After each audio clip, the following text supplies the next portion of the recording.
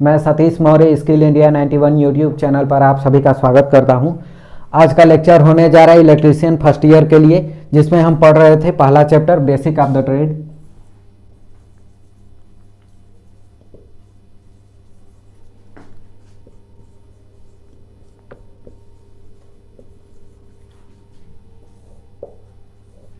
इसमें already 2 lecture हो चुका है।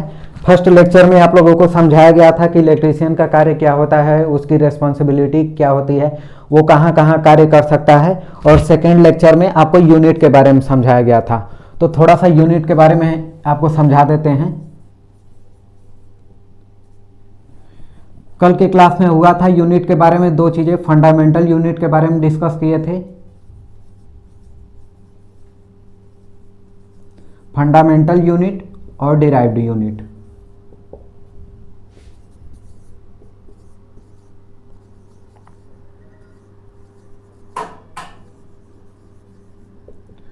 फंडामेंटल यूनिट क्या है?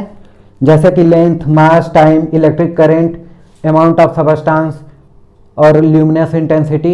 और उसके बारे में समझाया गया था कि उसको किससे दिखाते हैं, जैसे करंट को एम्पियर में, फिर उसके बाद लाइट को दिखाना है तो कैंडेला में दिखाएंगे, अमाउंट ऑफ सबस्टेंस को मोल में दिखाएंगे, और टेम्परेचर को दिखाना है तो केल्विन में। तो ये सब कुछ आपको फंडामेंटल यूनिट में दिखाया गया था। और डिराइव्ड यूनिट में बताया गया था कि जो फंडामेंटल यूनिट के 2 या 2 से अधिक भाग को मिला दिया जाता है तो डिराइव्ड यूनिट का पार्ट देखने को मिलता है। जैसे एरिया की हम बात करें, एरिया में मीटर इंटू मीटर कर देते हैं तो एरिया निकल जाता है किसी भी चीज़ का लेंथ, और ये है विड्थ। तो यहाँ पे लेंथ इंटू विड्थ कर देंगे तो इसका एरिया निकल जाएगा। और लेंथ किसकी यूनिट है? मीटर, और विड्थ मीटर। तो यहाँ पे 2 फंडामेंटल यूनिट है, ये भी और ये भी, और 2 फंडामेंटल यूनिट को मिला दिया जा रहा है तो एरिया क्या है? ये डिराइव्ड यूनिट है।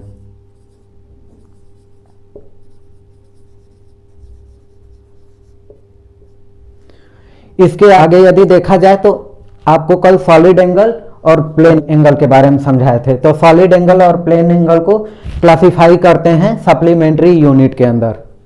आइए आपको दिखाते हैं उसके बारे में। सप्लीमेंट्री यूनिट ये देखिए पढ़ाया जा चुका है कल 1 और 2, और तीसरा पार्ट है ये सप्लीमेंट्री यूनिट।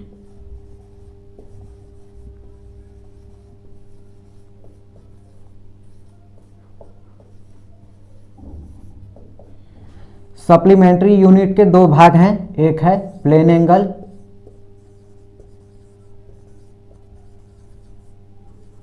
और दूसरा है सॉलिड एंगल।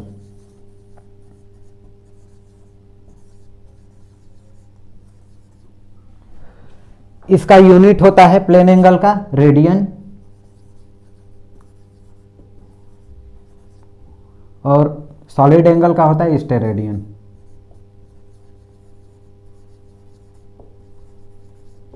और इसको डिनोट करते हैं रेडियन को RAD से और स्टेरेडियन को SR से। इसको डिनोट करने के लिए कुछ इस तरीके का, जैसे रेडियन लिखना है आपको 1 रेडियन, तो ये आपको इस तरीके से लिखेंगे। ये एंगल है प्लेन एंगल। आप जानते हैं कि प्लेन एंगल क्या होता है। जैसे एंगल की बात करें तो 90 डिग्री एंगल होता है, 60 डिग्री एंगल होता है, 180, ये एंगल है। आप जानते हैं कि यदि कोई भी वेव है, साइन वेव है, तो साइन वेव को 2 तरीके से लिख सकते हैं। जैसे यहाँ पे 90, 180, और यदि इसी को हम, ये तो एंगल लिख रहे हैं, यदि इसी को हम रेडियन में लिखें तो यहाँ पे π/2 लिख सकते हैं, यहाँ पे पाई लिख सकते हैं, यहाँ पे 3π/2, यहाँ पे 2π। तो ये है एंगल और ये है रेडियन में लिख रहे हैं। तो रेडियन आप समझ गए होंगे। प्लेन एंगल यदि हम 2D में कहीं चल रहे हैं, जैसे कुछ इस डायरेक्शन में हम चल रहे हैं, और यदि हमको बोला जाए कि 60 डिग्री मूव करना है तो 60 डिग्री यदि हम इधर मूव करते हैं तो ये हो गया आपका एंगल। और ये सॉलिड एंगल किसे बोलते हैं? प्लेन एंगल तो हो गया। सॉलिड एंगल बोलते हैं जैसे कोई अर्थ है, यदि हम अर्थ पे हैं, किसी और प्लेनेट पे हमको जाना है, तो अर्थ का जो भी ऑर्बिटल है इसके बाहर यदि हम जाते हैं, यदि हमारा एग्जैक्ट पोजीशन ये है और हमको जाना है यहाँ पे, ये U है और ये V है, तो इनिशियल से फाइनल पे हमें पहुँचना है यहाँ पे कुछ इस तरीके से। तो यहाँ पे ये 3D में हम चल रहे हैं, ये यदि हम जा रहे हैं कहीं स्पेस में, स्पेस की बात करें तो हम डिस्टेंस भी ट्रेवल करना है और एंगल भी देखना है। तो डिस्टेंस के साथ एंगल जब हम मेजर करते हैं तो उसे 3D में देखते हैं और 3D वाली चीज़ों को हम सॉलिड एंगल में देखते हैं। तो यदि कोई स्पेस में जा रहा है तो वो सॉलिड एंगल के थ्रू ही अपना सब कुछ मेजर करके जाता है कि हमें किस लोकेशन पे जाना है, कहाँ पहुँचना है, तो वो सब कुछ एग्जैक्टली फिक्स किया जाता है। आपको ये सब स्पेस वाली चीज़ों में, जैसे ये साइंस का पार्ट है, आप थोड़ा सा जानते रहेंगे इसके बारे में कि रेडियन क्या होता है, स्टेरेडियन क्या होता है। ये ज़्यादा यूज नहीं किया जाता है, रेडियन स्टेरेडियन, और फिर उसके बाद यहाँ पे एंगल ज़्यादा यूज किया जाता है। तो आप इन चीज़ों को जानते रहेंगे, कहीं अप्लाई करना होगा तो कर सकते हैं। जैसा कि आप जानते हैं कि एंगल को कैसे रेडियन में चेंज करते हैं, चेंज करने के लिए कई फार्मूले हैं, उसको मिनट में चेंज करते हैं, सेकंड में चेंज करते हैं। तो इस तरीके से हम रेडियन को एंगल में चेंज कर सकते हैं। आइए आगे देखते हैं।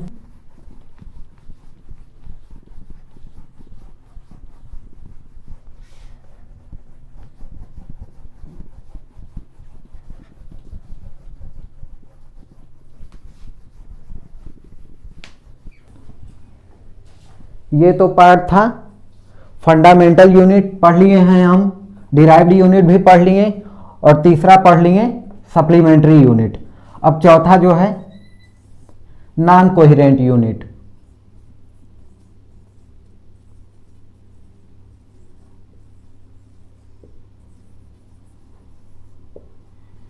चौथा पार्ट है इसका, यूनिट में चौथा पार्ट है। आप जानते हैं कि आप एसआई सिस्टम पढ़ रहे हैं, तो एसआई सिस्टम में आपको कई चीज़ें पढ़ना है, जैसे लेंथ मास टाइम के बारे में पढ़ लिए। यदि आपको इंटरनेशनल ट्रेड करना है, यदि आप किसी जगह अपना सामान बेचना चाह रहे हैं या फिर इंपोर्ट एक्सपोर्ट का कार्य कर रहे हैं, तो वहाँ पे कुछ मानक फिक्स किया जाता है कि आपको यदि 1 लीटर देना है तेल किसी व्यक्ति को तो कितना गैलन देंगे, कितना लीटर देंगे, कितना केजी देंगे। तो ये सब फिक्स होता है इंटरनेशनल सिस्टम में। यदि आपको इंटरनेशनल मार्केट में सर्वाइव करना है तो इन सभी मेजरमेंट को आपको फॉलो करना होगा। मेजरमेंट से होता क्या है कि दो व्यक्ति आपस में ट्रेड करते हैं तो उनका मानक एक बना है पहले से, जिससे कि कोई प्रॉब्लम नहीं होती है। यदि इंडिया का आदमी बेचना चाहता है यूएस में अपना सामान, तो वो एक मानक फिक्स है कि यदि उनको 1 लीटर अपना ऑयल बेचना है यूएस में, तो 1 लीटर में कितना क्वांटिटी वो देंगे। तो यदि ये फिक्स नहीं रहेगा तो वो कम और ज़्यादा दे सकते हैं, उनके बीच में कंट्रोवर्सी क्रिएट हो सकता है सामान को लेकर के। तो उसी लिए ये सब बनाया गया है कि आप ट्रेड आसानी से कर सकें, अपने बातों को रख सकें सामने वाले को, और दोनों के बीच में एक ऐसा यूनिट बनाया जाए जैसे कि सामान को खरीदने किनने में आसानी हो और उनके बीच में कोई डाउट न पैदा हो क्वांटिटी और क्वालिटी को लेकर के। उसी तरीके से नॉन कोहेरेंट यूनिट है। नॉन कोहेरेंट यूनिट एक्चुअली होता क्या है, जैसे 10 केजी लिख दिए हम, 10 ओम लिख दिए, 10 माइक्रोफैरड लिख दिए, तो देखिए इसमें क्या आपको देखने को मिल रहा है, 10 10 10। ये क्वांटिटी कुछ भी हो सकता है, जैसे कि 10 ये मैग्नीट्यूड है। मैग्नीट्यूड का मतलब संख्या।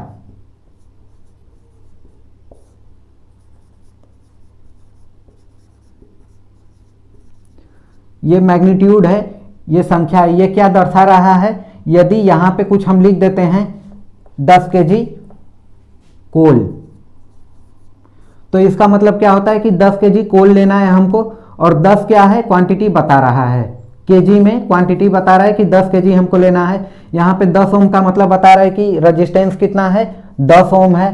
यहाँ पे माइक्रोफैरड देखा जाए तो ये बता रहा है कि इतना कैपेसिटेंस है इसका, 10 माइक्रोफैरड। तो ये क्वांटिटी बता रहा है कि 10 है।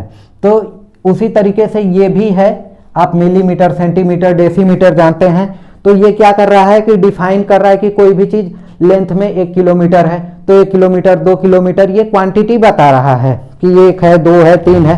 तो उसी तरीके से नॉन कोहेरेंट यूनिट एक मैग्नीट्यूड देता है किसी भी यूनिट के साथ में। आप तो जानते होंगे केजी से भली बातें आप जानते हैं, यहाँ पे ओम यूज किया गया है तो ओम को भी जानते हैं, लेकिन माइक्रो ये कुछ स्पेशल वर्ड है, जैसे कि इसको प्रीफिक्स बोलते हैं। ये प्रीफिक्स है। देखिए फैरेड क्या है, यूनिट है कैपेसिटर का, तो इस यूनिट के साथ माइक्रो लग गया है, तो माइक्रो का मतलब क्या है, यदि यहाँ पे 10 माइक्रो फैरेड है तो इसका मतलब हम क्या समझेंगे, 10 × 10⁻⁻6 फैरेड। तो इसका मतलब ये है कि माइक्रो का जो मीनिंग है 10⁻6 ये मैग्नीट्यूड शो कर रहा है। तो माइक्रो का मीनिंग हो गया कि मैग्नीट्यूड है ये, और उसकी यूनिट मतलब फैरेड के साथ इतना लग जाएगा, इसके मैग्नीट्यूड के साथ मल्टीपल है ये 10⁻6। तो ये यूनिट हो गया माइक्रो का। और यदि केजी में 10 लगा है तो ये भी मैग्नीट्यूड शो कर रहा है, लेकिन ये सिंपल है, इसमें कुछ लगा नहीं है। यदि यहाँ पे भी हम माइक्रो लगा दें तो आप समझ जाएंगे 10 × 10⁻6 kg। अब बहुत सारे क्वेश्चन में देखे होंगे कि पहले क्वेश्चन में देता है मैग्नीट्यूड, लेकिन कभी कभी क्या करता है कि इन नॉन कोहेरेंट यूनिट को भी जोड़ देता है उसके साथ। तो यदि बच्चे पढ़े नहीं होते हैं तो कंफ्यूज हो जाते हैं, वहीं पे गलती कर देते हैं, एक्चुअली उनको समझ में नहीं आता है कि ये चीज़ें हैं क्या। तो आपको नॉन कोहेरेंट यूनिट को याद करके रखना है। कभी भी क्वेश्चन में मैग्नीट्यूड के साथ यदि प्रीफिक्स दे करके ऐड करता है तो आपको याद रहेगा, तभी आप क्वेश्चन को देख पाएंगे, आप समझ जाएंगे कि उसमें कितना मल्टीपल है। तो नॉन कोहेरेंट यूनिट के बारे में आप समझ गए होंगे। अब हम दिखा रहे हैं कि नॉन कोहेरेंट यूनिट में कौन कौन से यूनिट को क्या क्या बोलते हैं और उसका मैग्नीट्यूड कितना होता है।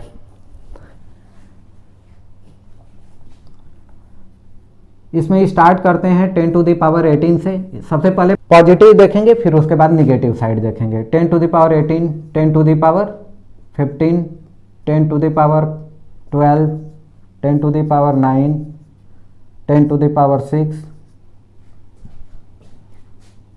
10⁻3, 10⁻2, 10⁻1 या 10, 10⁻−1, 10⁻−2, 10⁻−3,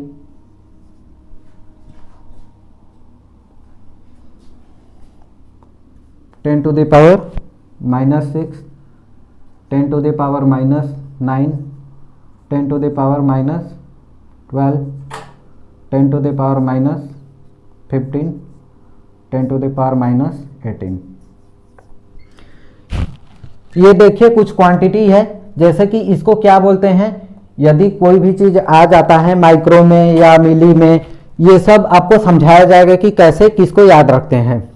10⁻18 को एक्जा बोलते हैं, 10⁻15 को पेंटा, 10⁻12 को बोलते हैं टेट्रा, 10⁻9 को गीगा, 10⁻6 को मेगा, 10⁻3 को किलो, इसको डेका, हेक्टो, इसको -1 में 10⁻−1 को डेसी, सेंटी, 10⁻−2 को इसको मिली, इसको माइक्रो, 10⁻9 को बोलते हैं नैनो, 10⁻12 को पिको, 10⁻15 को फेम्टो, 10⁻18 को अट्टो। ये देखिए, यदि ये प्रीफिक्स है, ये प्रीफिक्स आपको दिया जाएगा किसी भी, यदि क्वांटिटी में जुड़ जाता है ये प्रीफिक्स, तो आप समझ जाइए कि उसका मीनिंग है 10⁻18। ये आपको याद रखना पड़ेगा। ये कुछ ही स्पेशल हैं, जैसे कि आप सोचेंगे कि 11 क्यों नहीं है, 8 क्यों नहीं है, 7 क्यों नहीं है, तो इसको एक तरीके से डिफाइन किया गया है कि इसमें यदि मल्टीपल होगा तो इसका वैल्यू यही होगा। आप ज़्यादा कंफ्यूज ना होइएगा इन चीज़ों को लेकर के कि हम इसको बता क्या रहे हैं। ये एक प्रकार से एक्जा का मतलब है कि 10⁻18 का मैग्नीट्यूड है, पेंटा का मतलब है कि 10⁻15 का ये मैग्नीट्यूड है। कुछ भी जुड़ेगा ये प्रीफिक्स तो समझ जाइए कि इसका मल्टीपल है। अब यहाँ पे ये तो मैग्नीट्यूड है,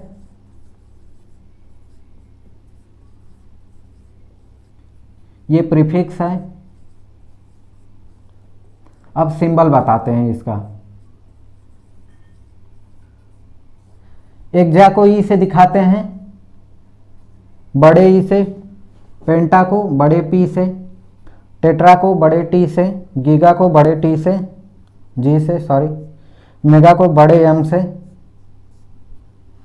किलो को छोटा के से दिखाते हैं, हेक्टो को छोटे एच से, डेका को छोटे डी से,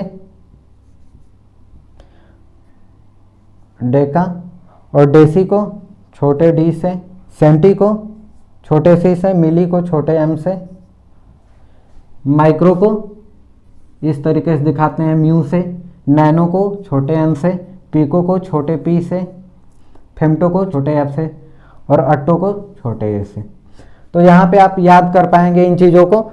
ये तो प्रीफिक्स हैं, प्रीफिक्स के साथ आपको याद रखना होगा इसका मैग्नीट्यूड और सिंबल।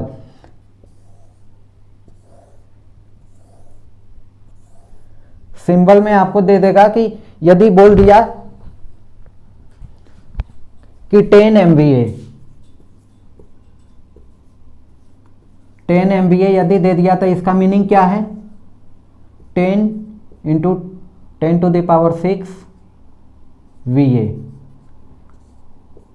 यहाँ पे देखिए यम क्या है, ये प्रीफिक्स दिया है और यम की वैल्यू क्या है यहाँ पे 10⁶। तो इसी तरीके से आप वैल्यू को पुटअप कर लेंगे। किलो का मीनिंग है ये 10⁻3, हेक्टो का 10⁻2, डेका का 10, डेसी का 10⁻⁻1, सेंटी को 10⁻⁻2, मिली को 10⁻⁻3, माइक्रो को 10⁻⁻6, नैनो को 10⁻⁻9, पिको को 10⁻⁻12, फेम्टो को 10⁻⁻15 और अट्टो को 10⁻⁻18 से। आप इस चार्ट को याद रख लेंगे तो आपको काफ़ी समय याद रहेगा और आपको लाइफ में काम भी आएगा। आप स्क्रीनशॉट इसका ले सकते हैं, आप रट लेंगे इन चीज़ों को तो लाइफ में देखिए कहीं ना कहीं इन चीज़ों का ज़रूर उपयोग आता है। और इलेक्ट्रिकल से यदि आप पढ़ रहे हैं तो इलेक्ट्रिकल में आप जानते हैं कि कई चीज़ों यदि आपको देखिए दे देगा 10 माइक्रो ओम, तो आप क्या समझेंगे? यदि आप माइक्रो का मीनिंग नहीं समझते होंगे तो आप सोचेंगे कि ये क्या दिया है, कहीं ये यूनिट है कि क्या है। तो माइक्रो का यदि आपको याद होगा तो यहाँ से 10⁻⁻6 उठा करके रख देंगे, ये इसका टोटल वैल्यू है। तो आपको याद होना चाहिए ये सब क्वांटिटी, याद होगा तो आप आसानी से सभी क्वेश्चन को कर लेंगे और आपको डाउट भी नहीं होगा। तो इस चैप्टर में आपको नॉन कोहेरेंट यूनिट के बारे में यहीं तक बताना है और आगे के वीडियो लेक्चर में आपको देखने को मिलेगा सिंबल। एक्चुअली आप ड्राइंग इंजीनियरिंग ड्राइंग के सेक्शन में जाएंगे तो आपको प्लेलिस्ट में देखने को मिलेगा प्रीवियस ईयर का क्वेश्चन, और फिर उसके बाद आप देखेंगे तो उसमें ढेर सारा सिंबल सॉल्व कराया गया है, इलेक्ट्रिक और इलेक्ट्रॉनिक्स दोनों। लेकिन यहाँ पे हम आपको जब ट्रेड थ्योरी पढ़ा रहे हैं तो ट्रेड थ्योरी में आपको हम इलेक्ट्रिक और इलेक्ट्रॉनिक सिंबल दोनों बताएंगे और जितना भी पॉसिबल हो सकेगा इलेक्ट्रिक का सिंबल वो सारा कुछ कवर किया जाएगा। आपको कोई भी सिंबल छूटना नहीं चाहिए क्योंकि आप इलेक्ट्रीशियन से पढ़ रहे हैं तो इलेक्ट्रीशियन ट्रेड में ब्रांच में आपको कई जगह सिंबल दे देता है। एक्चुअली कोई भी कंपोनेंट या इक्विपमेंट हो, आप हर जगह चीज़ों का ड्राइंग नहीं बना पाते हैं तो उसको एक सिंबॉलिकली दिखाने के लिए सिंबल यूज कर सकते हैं। जैसे एसी दिखाना है तो कुछ इस तरीके से, डीसी दिखाना है तो इस तरीके से दिखा सकते हैं, बेल दिखाना है इलेक्ट्रिक बेल तो इस तरीके से दिखा सकते हैं, बजर दिखाना है तो इसका जस्ट अपोजिट बना सकते हैं।